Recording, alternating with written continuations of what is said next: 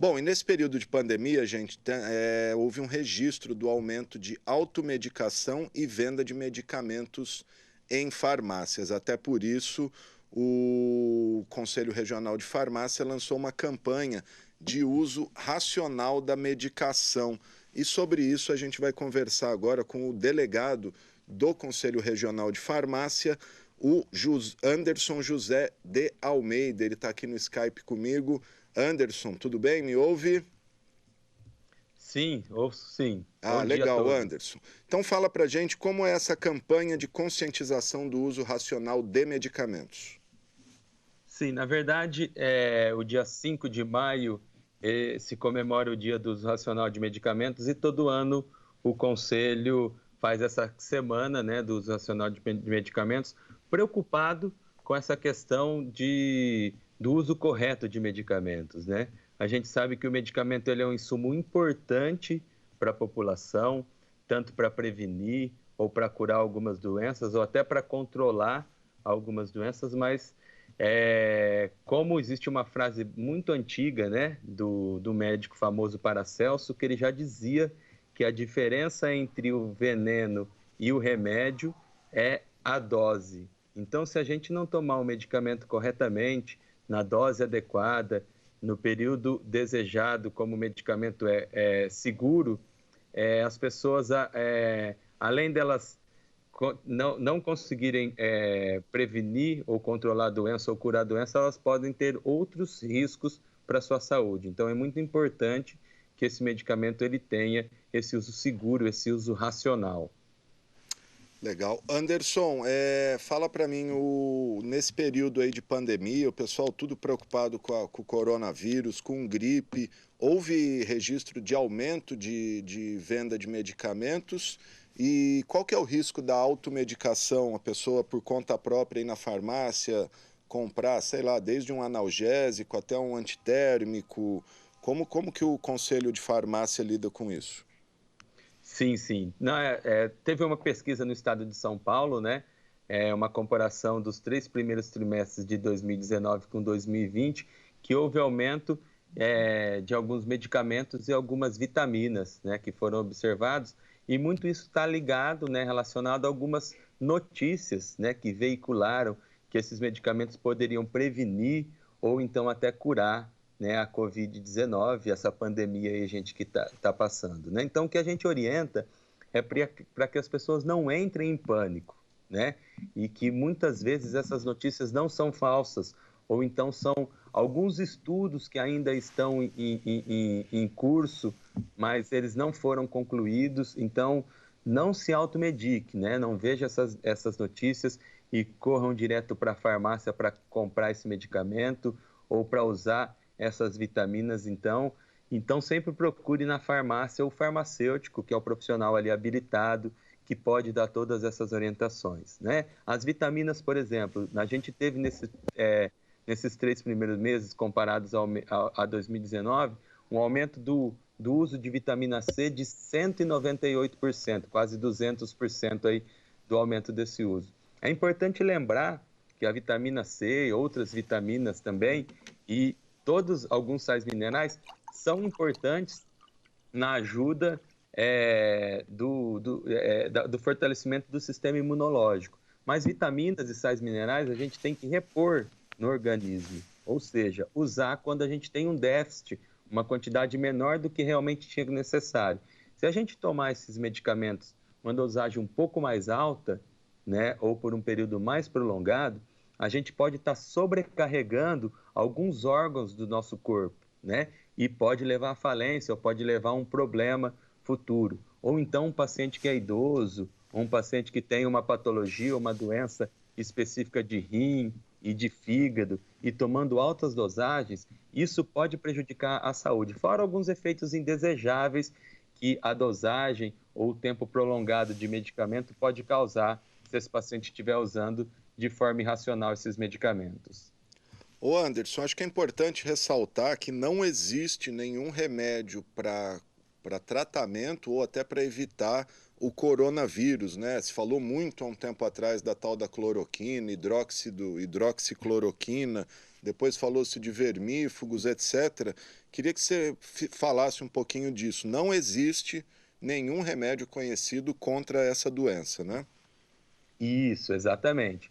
Existem alguns estudos que estão sendo avaliados, né?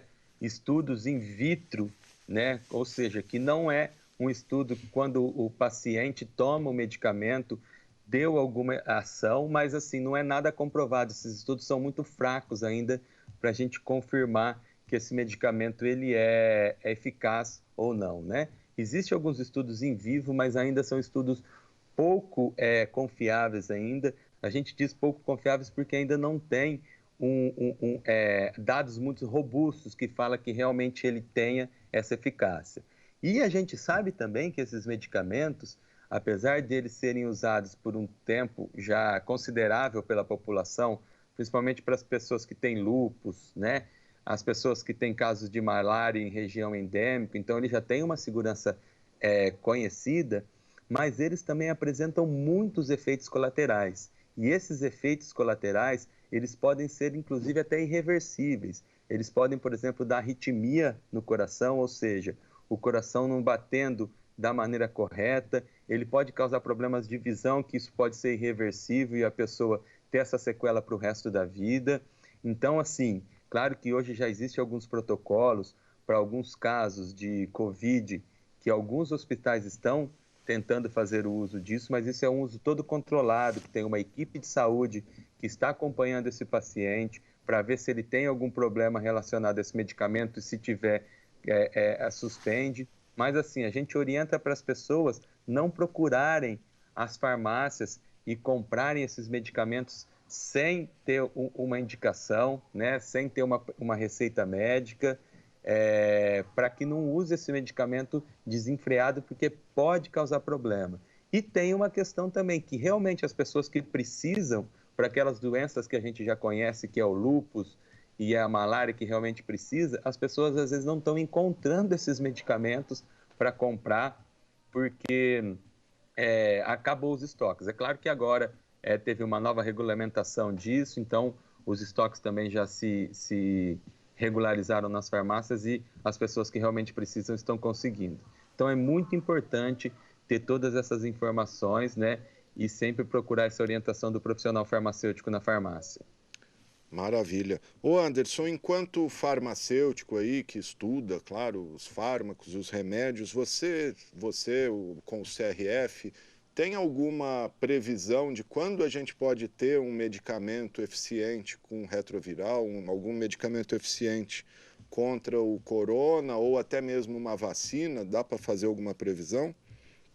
Sim, então, não tem como a gente prever, né, isso. Assim, a gente sabe que tem alguns estudos que estão numa fase bastante avançada, né, mas ainda não tem como confirmar se esses estudos ou esses medicamentos estão sendo estudados, eles vão ser eficazes ou não, porque são coisas que a gente tem que avaliar, né?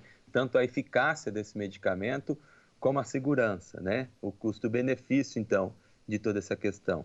E também tem alguns laboratórios já que já estão fazendo estudo de algumas vacinas, mas ainda é tudo muito recente, né? Uma vacina também, às vezes, para ela ser testada, ela demora aí de 12 a 18 meses, geralmente, para terminar um estudo.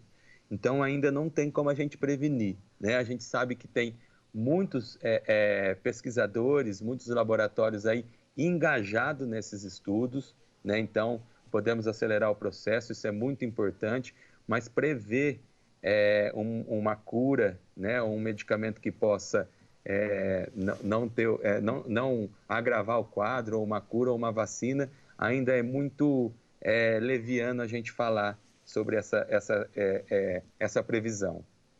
Tá certo, gente. Tá aí o Anderson José de Almeida, delegado do Conselho Regional de Farmácia, representando aí os farmacêuticos. Anderson, quer falar mais alguma coisa que a gente possa ter deixado passar aí, deixar algum recado à população? Não, eu quero agradecer e um recado que a gente deixa é esse mesmo. Nunca se automedique, né, sem saber os efeitos que esse medicamento pode causar para você, né, na hora de usar. Porque mesmo que o medicamento ele não precise de prescrição, é um medicamento que pode ter, de repente, um transtorno um pouco menor, sempre que a gente toma esse medicamento de forma irracional, uma dosagem maior, um período prolongado, isso pode causar um problema para a população. E lembrar também, né, principalmente aquelas pessoas que usam medicamentos de uso crônico, que a gente sabe que está com essa pandemia também, não deixar de tomar os seus medicamentos para controlar as doenças. É o caso de hipertensão, de diabetes, que isso também é muito importante. Às vezes as pessoas não estão saindo de casa para comprar os medicamentos ou para buscar nas unidades de saúde. É importante também que as pessoas entendam que esses problemas devem ser controlados, então continue tomando os medicamentos conforme orientação do profissional de saúde. Tá certo, Anderson, muito obrigado pelos seus esclarecimentos aqui, parabéns aí pela profissão, como eu te disse, meu pai também era farmacêutico, um grande abraço para você, viu? Legal, Alexandre, um abraço e sempre que tiver alguma matéria em relação a essa área, a gente está sempre à disposição e agradeço também em nome do Conselho Regional de Farmácia. Maravilha, muito obrigado ao Anderson José de Almeida.